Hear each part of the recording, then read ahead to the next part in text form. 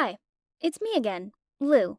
In the last episode, Naomi went crazy at me when she thought Jeremy had cheated on her with me. Then she took it too far and tried to destroy my reputation by locking me in my room so I wouldn't be able to take on the host role of the fashion show. Luckily, a mysterious stranger rescued me. All I knew was that he wore cufflinks with the letter M on them. After that, just when I wanted to give Naomi a piece of my mind, I saw her crying as she found out Jeremy was with another girl. I comforted her and we made up. Then we all went to Arkansas to Will's family's hunting ranch, and that was when I realized who had rescued me that night. Mark! I couldn't stop glancing at Mark's hand as we all ate. It all made so much sense. After the barbecue, Mark said he wanted to go to the observatory to get some fresh air. This was my chance. I waited a bit, and then I headed over there so I could thank him. When I got there, Mark glanced at me, but then he turned back and kept looking at the view. I took the cufflink out of my pocket and showed it to him. Then I smiled as I said, "So you're my knight in shining armor then? The one who saved me from Naomi's horrible prank?" Mark looked at the cufflink and then said to me, "What are you talking about? Listen, I don't have the time or energy to get involved in Naomi's stupid pranks." Although I was quite surprised by Mark's denial, I figured he was just shy. Then I said, "It's okay. Don't be shy. I just want to thank you." But before I could even finish my sentence, he'd walked away. All right, I know this guy's stubbornness. If he didn't want to admit it, I would not bring it up again. So I just smiled and put the cufflink back in my pocket and headed downstairs. After that night, I couldn't stop thinking about Mark. Why had he rescued me? I thought he was the worst when I'd first met him, but that night in Vegas, we'd had so much fun. But then he'd left me all alone. But then he'd rescued me. It was so confusing. He'd acted cold because he had some cool guy persona to keep up, but I could feel that underneath he was the sweetest, caring guy. And this just made me want to get to know him even more. Back at Plutus Heights, I felt closer to everyone after the trip. Aaliyah was being particularly sweet to me, and one day she came to my room while I was working on a project. She looked sad and let out a big sigh as she said, "Lou, you gotta help me. I really need some advice." "What happened?" I asked her. Then she said, "My parents want me to marry the CEO of their partner company. They said it'll give our family more power and make us look good." She was almost crying as she told me this. I couldn't believe that in this day and age, there were still people arranging marriages like this, all for status and power. That's not how love works. What happened to freedom of choice? She was sobbing now as she told me the rest of the story. "This man has been chasing me for a while now. He often visits my parents' house, and I thought it was to see my dad. But now I realize it was because of me. It makes me sick. My parents keep saying I'll never have to worry about a thing because he's super rich. But he's 41. I don't want to marry some old rich guy." "What? He was like double her age. Aaliyah was only 19. That was insane. What were her parents thinking?" I comforted her and asked, "Did you try telling your parents you're not interested?" She said, "I did. I tried everything. I begged them. But they insisted that I follow the family tradition, that a daughter's marriage should be chosen by the parents because they know what's best for her. Honestly, could my life get any worse?" Poor Aaliyah. I felt so sorry for her. "Is there anything I can do to help?" I asked her. She looked at me through tears and said, "Really? You'll help me?" So I said, duh. We're friends, right? That's what friends are for." So then she told me she needed to find a guy who would pretend to be her boyfriend because she'd already blurted out to her parents that she was dating someone. Then she said, "My mom and dad want me to meet him this weekend to see if he's suitable enough for me to marry." "Have you found anyone yet?" I asked her. Then she said, "Nope, but I need someone good-looking, smart, and most importantly, he must come from a rich family. Out of our friends, the only one who ticks all of those boxes is Mark. And, okay, I'm going to be honest with you now. I've had a serious crush on him ever since I moved in here. So maybe this is my chance. I know it's so awkward to ask him, but you're in his investment club, and you two talk to each other quite often. So can you go ask him for me? Please? Okay, I didn't like this idea one bit. Aaliyah said she had a crush on Mark, huh? I weirdly felt so uncomfortable knowing this. Suddenly, I realized that I seemed to have a crush on him too. Ever since returning from the trip to Will's hunting ranch, he had always been the last person I thought about before falling asleep. But then, maybe it was just to trick her parents. And she was my friend. I had to help her, right? So I told her I'd chat to Mark. Gosh, I'm a good friend. She was so happy and said, "Oh, Lou, thank you so much. Make sure he knows it's not for real. It's just a favor. He'll be saving my life." Okay, cool. So it was all just to please her parents. It wasn't real, and I had nothing to worry about, right? Aaliyah had been such a good friend to me, so this was the least I could do to help her.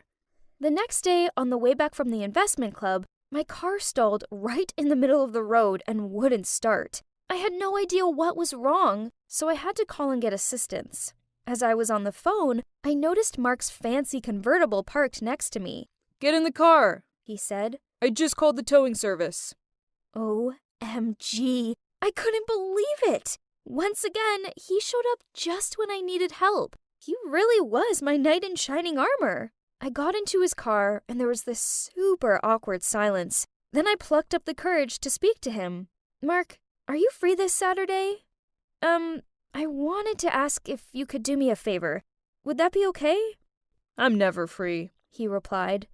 "Oh, okay. I mean, I knew he was a very busy person, so it was stupid of me to have even asked him. But then he said, "What do you need?" "Oh, so he was giving me a chance." I then told him Aaliyah's story and then nervously asked him if he'd pretend to be her boyfriend to impress her parents. I did not expect Mark to respond in the way that he did. He just laughed and said, "How childish. Can't you think of a more convincing way? Aaliyah should just prove to her parents that she was mature enough to make her own marriage decisions." Aaliyah tried, but it was hopeless. I put on my most persuasive face and stared at him with my puppy dog eyes all sad. This face always won my parents over, and I really hoped it would touch his heart too. He took one look at me and looked like he was about to laugh, but then he said, "Fine, but just this one time, okay? I don't want to get caught up in all this immature love drama." Yes, it had worked! Without even thinking, I reached over and gave him the biggest hug. I couldn't stop smiling. In a second, I secretly wished it was me who got to take him to dinner with my parents instead of Aaliyah. Then, something crazy happened. Saturday rolled around, and Aaliyah invited me to the dinner too. She thought it would make things less awkward because her parents already knew me, and I may help the conversation flow. Well, things didn't exactly go to plan. After only 10 minutes of sitting together, Aaliyah's parents outright said that Mark didn't deserve Aaliyah, that his family wasn't prestigious enough, and that they'd only gotten rich from investing in some land, and that it was just luck, not hard work or talent that had got them to where they were today.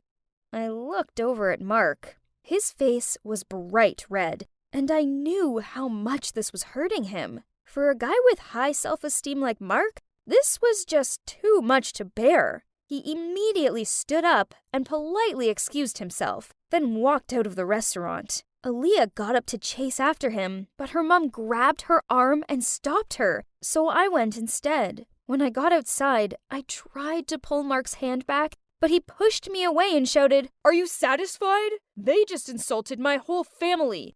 And what's wrong with being lucky? Just because they were lucky doesn't mean they didn't work their butts off to get there. My parents are the hardest working people that I know. No one insults my family like that. No one. Do you hear me? Now leave me alone. You and Aaliyah, stay away from me." "Mark, listen to me. Her parents didn't mean it like that. They're just blinded by their family tradition. They can't see past it. You're an amazing guy. Not many 19-year-olds work as hard as you do. You're so talented, and I admire you for this. Honestly, you're so inspiring. Mark just stared at me. Maybe, other than me, nobody had ever said that to him. Then, after a silent moment, he opened his car door and offered to drive me home. He was silent the whole way home, but after that evening, he acted differently around me. He'd always been kinda grumpy, but it was like he'd softened now and became more friendly to me. Every time I saw him, he smiled at me, and it made me so happy. He was also much more open to me. Our conversation not only revolved around the investment club, but we also shared our hobbies, family, dreams, and the things we wanted to achieve after graduation. The more we talked, the more I realized how talented and determined he was. His strictness in the club was actually how he trained himself and others to achieve their goals.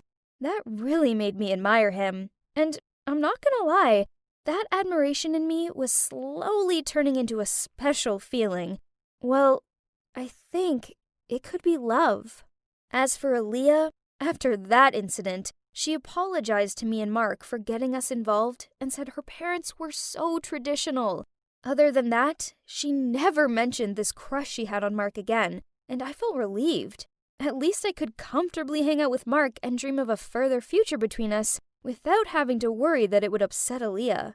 And then one day, Mark asked me if I wanted to go to the grocery store with him to pick up some snacks for our Plutus Heights movie night.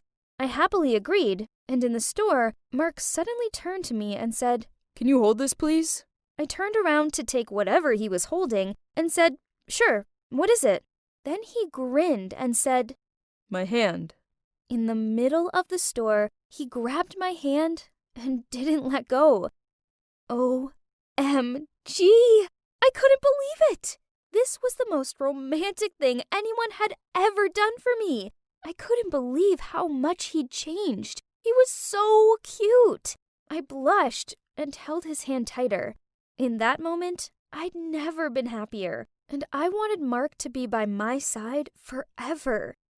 Stay tuned for Season 2, where the drama of Plutus Heights continues. Will things develop between Mark and I? Only time will tell.